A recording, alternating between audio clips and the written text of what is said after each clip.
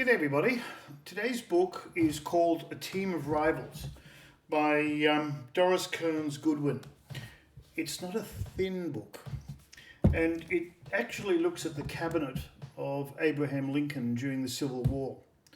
Now, you might ask yourself, why are we reading a book, or why am I recommending a book that happened and talked about the stories of a US president over 170 plus years ago? Well, that's a good question. Abraham Lincoln I would regard as one of the top three presidents in American history, along with FDR and Washington. And it's interesting if you consider that Lincoln was the first Republican president, and their current incarnation is, I guess, the extreme opposite. But what Lincoln was able to do was manage a diverse group of individuals in his cabinet at a time of incredible national stress. The American Civil War, as you would know, tore that country apart. More Americans died in that conflict than all subsequent conflicts combined. And the population of the US at the time was only 30 million. Lincoln had to somehow hold his country together with a whole range of competing and diverse challenges. The emancipation of the Afro-Americans. Everybody in his cabinet felt that they could do a better job than he. Stanton, Chase, and others all were candidates for his position.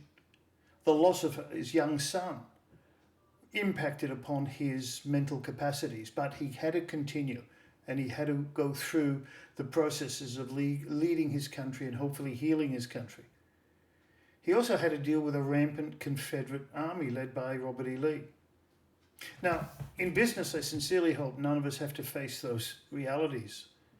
But the simple facts are that we are confronted with a range of competing and challenging environmental, corporate, and family issues that as business leaders we need to address. Understanding Lincoln's character, his focus, his capacity, his empathy, and his ability to balance competing challenges through family tragedy, through competing challenges for his position, and environmental factors that were constantly in flux.